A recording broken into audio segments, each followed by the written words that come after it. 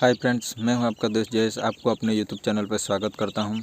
आप देख पा रहे हैं कि सभी मुर्गियां जो हैं वो अभी आराम कर रहे हैं। सभी मुर्गियां ऊपर जो हमने लकड़ी का बैठने के लिए बना के रखा है वो उस पर भी सारी मुर्गियां ऊपर बैठ के आराम कर रही हैं और कई मुर्गियां यहां पे नीचे बैठ के आराम कर रही हैं और कई मुर्गियाँ इस तरफ बैठी हुई हैं और आधी मुर्गियाँ इस तरफ बैठी हुई हैं।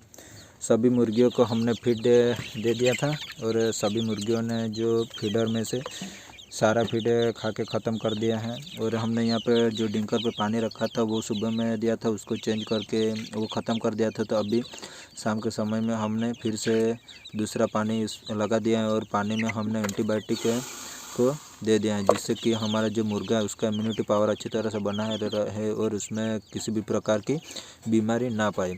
आज हमारे मुर्गे का 38 दिन हो चुका है, 38 दिन हो चुका है। 38 दिन में जो आप देख पा रहे हैं कि मुर्गे का जो ग्रोथ है वो बहुत बढ़िया हो रहा है। किसी भी प्रकार की हमारे पोल्ट्री फार्मिंग में बीमारी नहीं आई है और 38 दिन का जो मुर्गा है वो आप देख पा रहे हैं कि काफ़ी अच्छी तरह से ग्रोथ कर पा रहा है।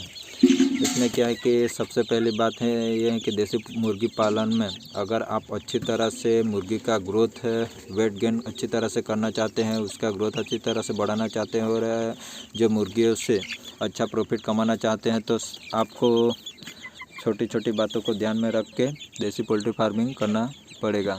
उसमें ज़्यादातर अहमियत यही बात पे डिपेंड करता है कि जो आपका जो मुर्गा है उसका जो ग्रोथ अच्छा और जल्दी वेट बढ़ाने के लिए आपको अच्छे कंपनी का फीड देना होगा और आपका जो मुर्गा है उसको नीचे का बिसावन है वो भी अच्छा होना चाहिए। उसमें किसी भी प्रकार की नमी ना होना चाहिए।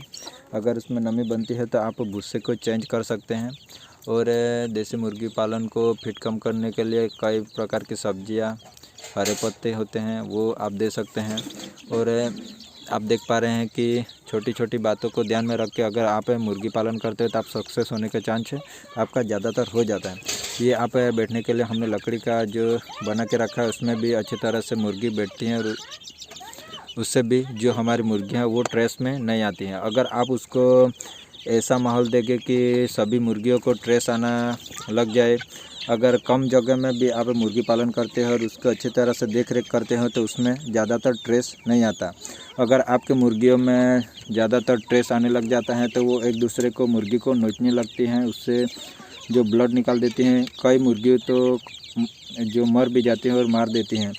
इस तरह से आप अगर मुर्गियों में ट्रेस लाते हैं तो आपका जो फार्म है वो ख़त्म हो सकता है। तो आप इन छोटी छोटी बातों को ध्यान में रख के देसी पोल्ट्री फार्मिंग कीजिए। आप देख पा रहे हैं कि सभी मुर्गियां बहुत अच्छी तरह से बैठी हुई हैं। इतनी बड़ी मुर्गी हो चुकी हैं लेकिन किसी भी मुर्गी ने आज तक यहाँ पे किसी मुर्गी को डैमेज नहीं किया है, किसी मुर्गी को चोट नहीं मारा और किसी मुर्गी को मार नहीं डाला है।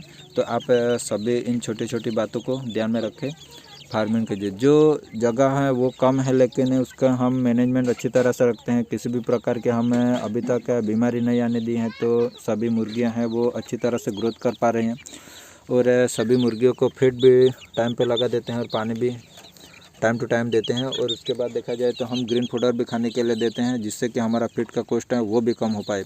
38 दिन का मुर्गा है फिर भी आप देख पा रहे हैं कि काफ़ी अच्छी तरह से ग्रोथ कर पा रहा है। तो आप अगर देसी पोल्ट्री फार्मिंग में सक्सेस होना चाहते हैं तो सबसे पहली बात यह कि आपको मुर्गे को बीमार होने ही नहीं देना है।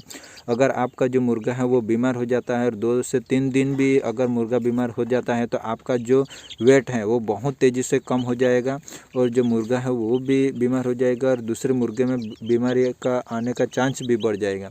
तो आप इन छोटी छोटी बातों को ध्यान में रख के देसी पोल्ट्री फार्मिंग कर सकते हैं। अगर आपको देसी पोल्ट्री से रिलेटेड वीडियो अच्छे लगते हैं तो आप हमारे चैनल को सब्सक्राइब कीजिए और हमारी वीडियो को लाइक कीजिए और सब्सक्राइब करने के बाद बाजू में लगा बेल आइकन भी दबाएं, जिससे कि आप हमारी वीडियो का नोटिफिकेशन सबसे पहले मिल पाए।